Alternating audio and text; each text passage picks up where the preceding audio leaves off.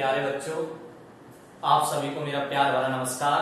जैसा कि आपने पिछली वीडियो में देखा था कि मैंने आपको बताया था आखिर आव्यूह होता क्या है, हम आव्यूह क्यों पढ़ते हैं और इसका हमारे दैनिक जीवन में उपयोग क्या है। और मैंने साथ ही साथ आपको ये भी बताया था आखिर आव्यूह के अंदर पंक्तियों का क्या महत्व है और कॉलम का क्या महत्व है, यानी कि स्तंभ का क्या महत्व है। और इस वीडियो में मैं आपको बताने जा रहा हूं कि आखिर आव्यूह का क्रम क्या होता है, यानी कि आव्यूह की कोटि क्या होती है, इस पे मैं विचार करता हूं। जैसा कि किताब की डेफिनेशन में लिखा हुआ है, यदि किसी आव्यूह में n पंक्तियां एवं n स्तंभ हो तो उसे n गुणा n के क्रम का आव्यूह कहा जाता है और इसी को अपन ऑर्डर ऑफ मैट्रिक्स अंग्रेजी के नाम से जानते हैं। तो इस वीडियो में मैं आपको आव्यूह के क्रम के महत्व के बारे में बताऊंगा। और जैसा कि आप जानते हो कि मैं किताब की भाषा से थोड़ा सा हटके अपना अलग लॉजिक द्वारा आपको समझाने का प्रयास यहाँ पे करूंगा। तो एक एग्जांपल अपन यहाँ पे लेते हैं इसको आसानी से समझने के लिए। जैसे कि मैंने आपको बताया, एक एग्जांपल मैं यहाँ पे ले रहा हूं।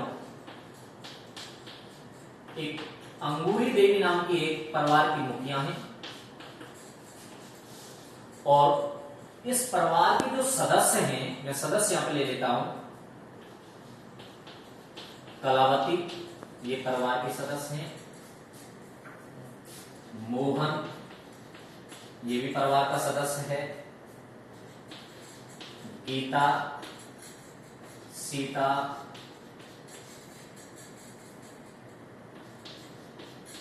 लाला और रोहन। अंगूरी देवी किसी परिवार, यानी कि ये जो परिवार के जो सदस्य हैं, इनकी परिवार की ये मुखिया हैं और ये उस परिवार के सदस्य हैं, ये सभी जो आप देख पा रहे हैं। अगर हमसे यहाँ पे कोई मोहन की स्थिति के बारे में पूछता है कि आखिर मोहन की स्थिति क्या है, इस परिवार के सदस्यों में मोहन किस जगह किस स्थान पर बैठा हुआ है, तो हम लोग इस स्थिति को किस तरीके से देखेंगे वो देखें। तो अपन क्या कहेंगे कि ये पहली तो पंक्ति में है। ये आप देखिए मोहन कहाँ है, यहाँ पे। और ये कौन सी पंक्ति है, पहली। मैंने बताया था ये पंक्तियां होती है रॉ। रॉ मीन्स होती है पंक्तियां और कॉलम मीन्स होते हैं स्तंभ। तो आप देखिए ये बेटा ये पंक्तियां हैं, क्षैतिज रेखा में जो लिखा हुआ होता है क्षैतिज रेखा के, तो आप समझ जाइए वो पंक्तियां हैं। और ऊर्ध्वाधर रेखा इस तरीके से अगर लिखा हुआ है तो आप समझ जाइए कि वो स्तंभ है। तो आप देखिए कि मोहन की स्थिति जब अपन जानेंगे तो उसका तरीका क्या है कि मोहन जो है वो पहली तो पंक्ति में है और स्तंभ कौन सा है, दूसरे स्तंभ में है। तो यहाँ पे जो मोहन की जो स्थिति हमें पता चलेगी वो है पहली तो पंक्ति में है और दूसरा स्तंभ है। इस तरीके से आगे मैं दूसरे एग्जांपल के द्वारा आपको बता सकता हूं। जैसे कि आप मान लीजिए ए नाम का कोई आव्यूह है, जैसा कि आप जानते आए हैं ए नाम का कोई आव्यूह है और इसके जो सदस्य हैं मैं यहाँ पे क्लियर कर देता हूं। A11, A12, A13 dot dot आगे भी हो सकता है, A21, A22, A23 dot dot ऐसे आगे हम कितना भी बढ़ा सकते हैं, ऐसे भी लिख सकते हैं A31, A32, A33 इस तरीके से। तो मान के चलो अब हमें इस सदस्य के बारे में कोई पूछ रहा है कि आखिर ये सदस्य यहाँ पे ये दो जो लिखा हुआ है ये क्या है, A11 ये क्या है, A12 क्या है, A13 क्या है। तो मैं आपको बता देता हूं, ये मान के चलो हमने ये ले लिया A12, इसका मतलब होता है कि यहाँ पे जो भी सदस्य बैठा हुआ है 1 का मतलब है कि पहली पंक्ति में है वो, और 2 का मतलब है कि वो दूसरे स्तंभ में है। यानी कि यहाँ जो भी सदस्य है उसकी जो स्थिति है वो पहली पंक्ति और दूसरे स्तंभ में है।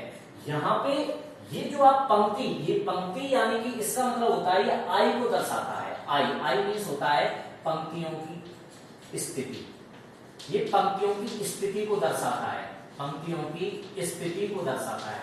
और कॉलम को यहाँ पे जे द्वारा दर्शाते हैं, इसका मीन्स होता है कि ये स्तंभों की स्थिति को दर्शाता है, स्तंभों की स्थिति के बारे में दर्शाता है। तो यहाँ पे जो भी सदस्य है, यहाँ पे जो पंक्ति है पहली पंक्ति, दो जो है इसका मतलब है दूसरा स्तंभ है, यानी कि जो भी सदस्य यहाँ पे बैठा हुआ है वो पहली पंक्ति और दूसरे स्तंभ में है। जैसे कि कोई भी एग्जांपल द्वारा आप ले सकते हैं इसको। दूसरा, अगर हम इसको इसकी ऑर्डर ऑफ मैट्रिक्स यानी कि आव्यूह का क्रम या आव्यूह की कोटि हमसे कोई पूछता है तो उसका तरीका क्या है, आप यहां पे देखिए कि टोटल पंक्तियां कितनी हैं। सबसे पहले पंक्तियां कितनी हम ये देखेंगे तो आप देखो, एक पंक्ति, दो पंक्ति, तीन पंक्ति, तो यहां पे पंक्तियां होगी 3। अब देखेंगे कॉलम कितने हैं, तो मैंने बताया था ऊर्ध्वाधर रेखा के रूप में कॉलम होते हैं। यहाँ पे आप देखिए कितने कॉलम, एक कॉलम हो गया, दो कॉलम हो गए, कॉलम है 2। तो आव्यूह की जो है कोटि जो हो गई वो हो गई 3 गुणा 2। इस प्रकार की वो आव्यूह का क्रम या आव्यूह की कोटि हो गई 3 गुणा 2। अच्छा, इसके द्वारा हम ये भी पता लगा सकते हैं, आव्यूह की कोटि के द्वारा भी हम ये पता लगा सकते हैं कि इस आव्यूह के अंदर आखिर कुल कितने सदस्य हैं। तो 3 गुणा 2 जब आप करोगे तो 6, तो आपके सदस्यों की संख्या, अवयवों की संख्या आपको पता चल जाएगी कि इस आव्यूह के अंदर 6 सदस्य हैं। देख लीजिए आप, 1 2 3 4 5 6 सदस्य हैं। तो यही आव्यूह की कोटि आव्यूह का क्रम कहलाता है, यानी कि पंक्तियों की संख्या इनटू स्तंभों की संख्या, इसी को कहते हैं आव्यूह की कोटि। अगर हमारा वीडियो आपको अच्छा लगा हो तो हमारे चैनल को आप सब्सक्राइब कीजिए, लाइक कीजिए और कमेंट कीजिए।